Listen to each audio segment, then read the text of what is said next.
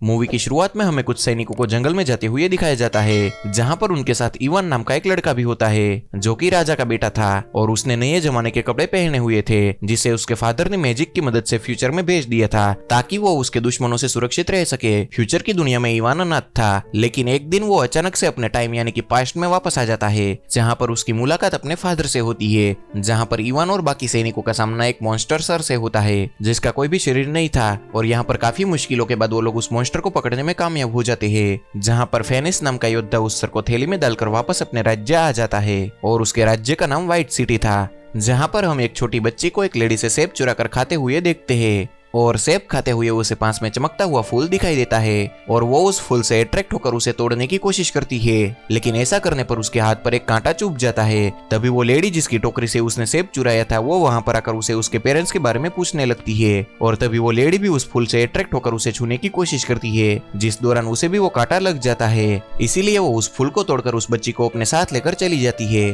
फिर scene shift होता है और हमें इवान को दिखाया जाता है, जिसने अपने कमरे में फ्यूचर की बहुत सारी चीजें जैसे कि वॉशिंग मशीन, लाइट बल्ब ऐसी कई चीजें रखी होती है, जिसे चलाने के लिए उसके पास जनरेटर भी था और वो इन चीजों को फ्यूचर में जाकर लाया करता था। जिसके बाद वहां पर बेलिजा नाम की लड़की आकर इवान से बात करने लगती है, लेकिन उसी वक्त एक सैनिक इवान के जनरेटर को शैतान समझकर तोड़ देता है। वहीं हम उस लेडी को उस छोटी बच्ची के साथ देखते हैं, जहां पर उस बच्ची की बॉडी पर कुछ निशान बन रहे थे और बिल्कुल वैसा ही निशान उस लेडी के हाथ पर भी बन रहा था और यह सब कुछ उस फूल के वजह से हो रहा था। फिर अगले सीन में हमें वापस इवान को दिखाया जाता है, जो राजा यानी कि अपने पिता की तलवार से एक पोर्टल बनाकर फ्यूचर की दुनिया में आ जाता है, जहां पर वो एक सुपरमार्केट से नया जनरेटर और बाकी जरूरी चीजें खरीद कर वापस पास्ट में लौट आता है। उधर वो महिला उस बच्ची को लेकर एक जादूगरनी के पास जाती है, जहां पर वो जादूगरनी उस बच्ची की जांच करके बताती है कि इस बच्ची पर शैतान का साया है। यह सुनकर वो लेडी जादूगरनी को भला बुरा कहकर वहां से निकल जाती है। फिर रात के समय वो लेडी और वो बच्ची अपने आप उस जगह पर पहुंच जाते हैं जहां से उन्हें वो चमकता हुआ फूल मिला था, लेकिन वहां जाने पर वो जादुई पेड़ उसे जकड़ लेता है। और फिर सीन शिफ्ट होता है और हमें अगले दिन का सीन दिखाया जाता है, जहाँ पर राजा ने एक कंपटीशन रखी थी जिसमें राज्य के सभी लोग अपनी अपनी ताकत और काबिलियत को प्रस्तुत करते थे।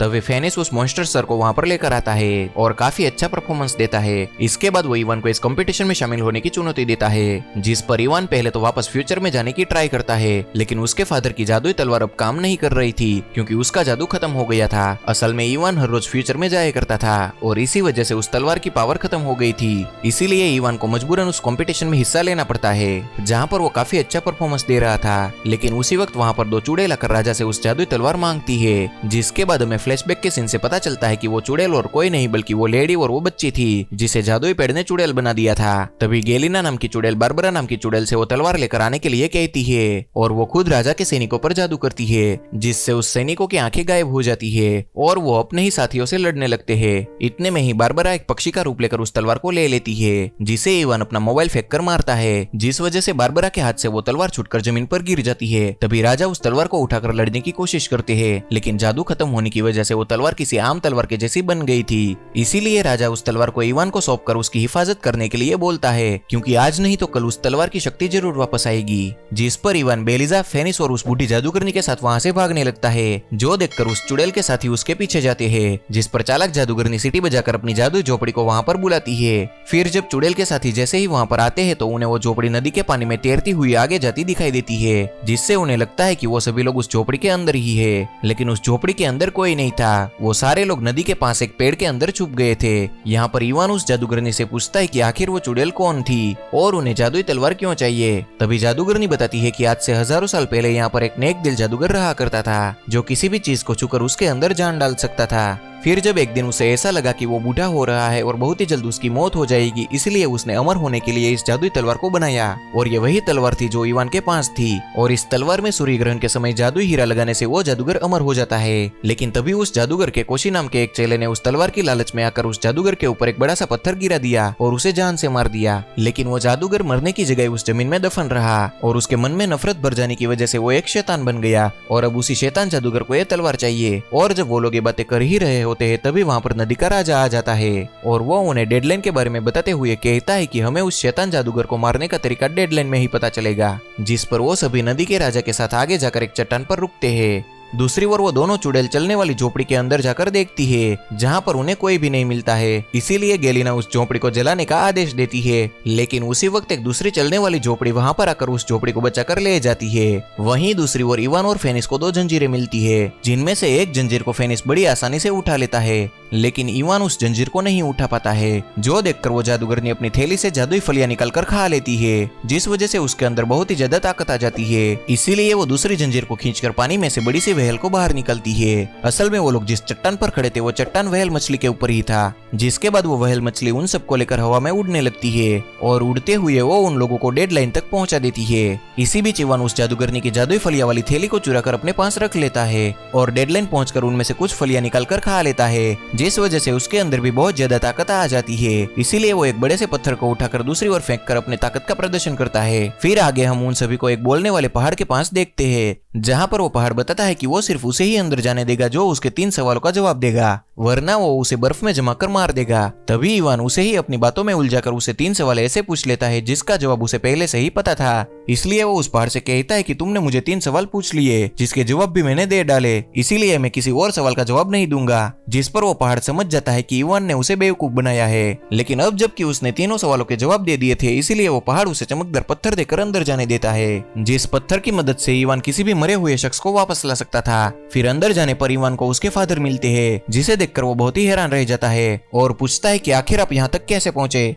जिस पर उसके फादर उसे बताते हैं कि गेलिजा ने उसे जान से मार दिया था और इसीलिए वो डेडलाइन यानी कि मुर्दों की दुनिया में आ गए थे। जो पता चलते ही इवान को बहुत ही दुख होता है, लेकिन तभी उसे याद आता है कि उसके पास वो चमकदार पत्थर है, जिसकी मदद से वो अपने फादर को जिंदा कर सकता है। इसीलिए वो अपने फादर को वो चमकदार पत्थर देता है, लेकिन उसके फादर उस पत्थर को खुद लेने की बजाय कोशी को देते हुए उसे इवान के साथ बाहर भेज देते हैं। फिर बाहर आकर वो लोग कोशी के साथ अपने राज्य की ओर आने लगते हैं, जहाँ पर रास्ते में उन्हें एक नदी मिलती है। इसीलिए इवान जादुई फलियां खाकर विशालकाय पेड़ को गिरा देता है, जिससे नदी पार करने का ब्रिज तैयार हो जाता है। इसके बाद वो जादूगरनी कोशी को उस शैतान जादूगर को मारने का तरीका पूछती है, लेकिन कोशी को कुछ भी याद नहीं आ रहा था, जिस पर जादूगरनी गुस्से में उसके सर पर मारती है और ऐसा करने से उसे काफी सारी चीजें याद आ जाती है। इसीलिए कोशी उसे बताता है कि जिस पत्थर के नीचे मैंने जादूगर को मारा था, उस पत्थर के टुकड़े करने से वो हमेशा के लिए मर जाएगा, लेकिन उस पत्थर को सिर्फ इवान की जादुई तलवार से ही तोड़ा जा सकता था। तभी इवान बेलिजा को बताता है कि बार बार फ्यूचर का सफर करने की वजह से उस तलवार की शक्तियां खत्म हो गई है,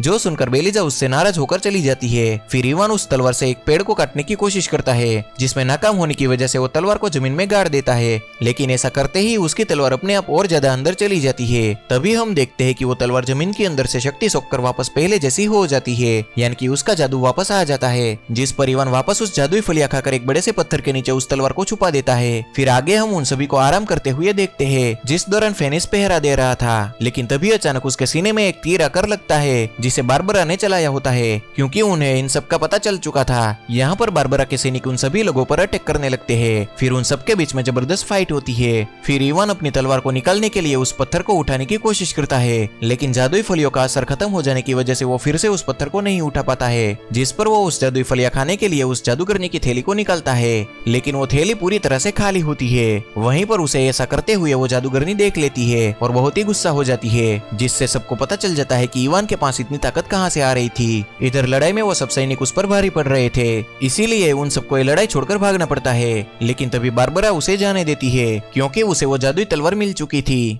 जिसे लेकर वो वहां से निकल जाती है। लेकिन उस तलवार को वो गेलिजा को नहीं देने वाली थी, क्योंकि वो खुद इस तलवार की हेल्प से अमर होना चाहती थी। वहीं दूसरी ओर हम देखते हैं कि जब इवान और बाकी लोग आगे बढ़ रहे होते हैं, तब काफी सारे पत्थर गिरने की वजह से इवान और वो मॉन्स्टर्स और बाकी सब लोगों से अलग हो जाते हैं। अब जबकि बाकी सब लोग इवान से नाराज थे, इसलिए वो उसे वहां छोड़कर आगे बढ़ जाते हैं। इसीलिए इवान वहां से वापस लौट कर आता है, जहां पर उसे अपनी जादुई तलवार की म्यान मिलती है। फिर अगले सीन में हम बारबरा को उल्लू के रूप में तलवार को लेकर जाता हुआ देखते हैं, और तभी गेलिना वहां पर आकर उस पर वार करके उस जादुई तलवार को नीचे गिरा देती है, जिसके बाद वो नीचे जंगल में आती है, जहां पर गेलिना बारबरा से कहती है कि तुम्हें जादूगर को धोखा नहीं देना चाहिए, लेकिन बारबरा उसकी कोई बात नहीं सुनती है। इसीलिए गेलिना उस पर अटैक करके उसे ऐसा ही बना देती है जैसा उसने राजा के सैनिकों को बना दिया था। इसका मतलब कि बारबरा भी अब उसकी गुलाम थी। फिर आगे हम उस मॉन्स्टर को देखते हैं जिसे फेनिस कंपटीशन वाले दिन पकड़ कर ले आया था। असल में वो मॉन्स्टर गेलिना और बारबरा के हमले से भागकर वहां से जंगल में आ गया था, और अब उस मॉन्स्टर को जंगल में वही तलवार मिलती है जिसे लेकर वो आगे जा रहा था। और तभी उसे रास्ते में इवान और मॉन्स्टर सर दिखाई देते हैं। फिर यहाँ पर इवान उस मॉन्स्टर से अपनी तलवार वापस लेकर अपने राज्य व्हाइट सिटी में पहुंचता है, जहाँ पर चारों ओर गेलिना के सैनिक फैले हुए थे,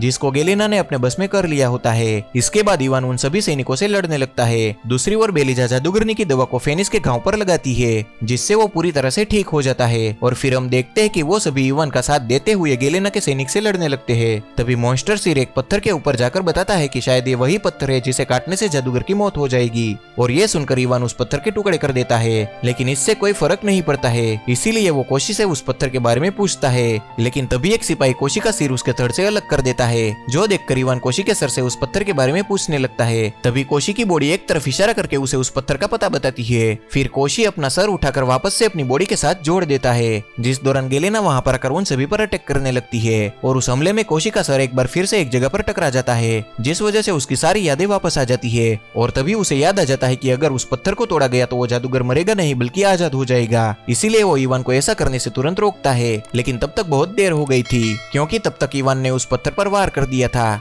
और इवान के वार करते ही एक तेज रोशनी के साथ वो जादूगर आजाद हो जाता है। और आजाद होते ही वो इवान को मारने की कोशिश करता है, जिस पर कोशी उसे कहता है कि तुम्हारी दुश्मनी मुझसे है, इसीलिए तुम मुझे मार दो। लेकिन वो जादूगर कोशी को मारने की बजाय उसे जमीन में गाड़ देता है, और फिर वो अपनी जादुई टहनी से सबको पकड़कर जमीन में गाड़ने लगता है। तभी इवान को अपने फादर का विजन दिखाई देता है, जो बताते हैं कि हमें जमीन से ही सारी शक्तियां मिलती है, इसीलिए तुम अपनी शक्तियों को पहचानने की कोशिश करो। तभी हम देखते हैं कि उसे जमीन से कुछ शक्तियां मिल रही थी। इसके बाद वो जादूगर की टहनी को तोड़कर जमीन से उखाड़ देता है और दूर फेंक देता है। असल में इवान ने ऐसा इसीलिए किया क्योंकि उसे पूरा यकीन था कि जिस तरह से उसे और तलवार को शक्तियां जमीन से मिल रही थी, उसी तरह से उस जादूगर की शक्तियां भी जमीन से ही आ रही है। इसीलिए उसने जादूगर की जड़ों को उखाड़कर जमीन से दूर कर दिया। फिर इवान अपने जादुई तलवार की मदद से उस जादूगर को भविष्य की दुनिया में ले जाता है, जहाँ पर हर तरफ कंक्रीट और सड़क बनी हुई थी। तभी इवान उसे कहता है कि यहाँ पर तुम्हें मिट्टी नहीं मिलेगी, इसीलिए इस दुनिया में तुम काफी ज्यादा कमजोर हो। तभी वो जादूगर रोड तोड़कर नीचे की मिट्टी से जुड़ने की कोशिश करता है, लेकिन उस रोड के नीचे कंक्रीट से बना हुआ बेसमेंट था, और ज्यादा देर तक जमीन से ना जुड़ पाने की वजह से उस जादूगर का शरीर नष्ट होकर राख हो जाता है,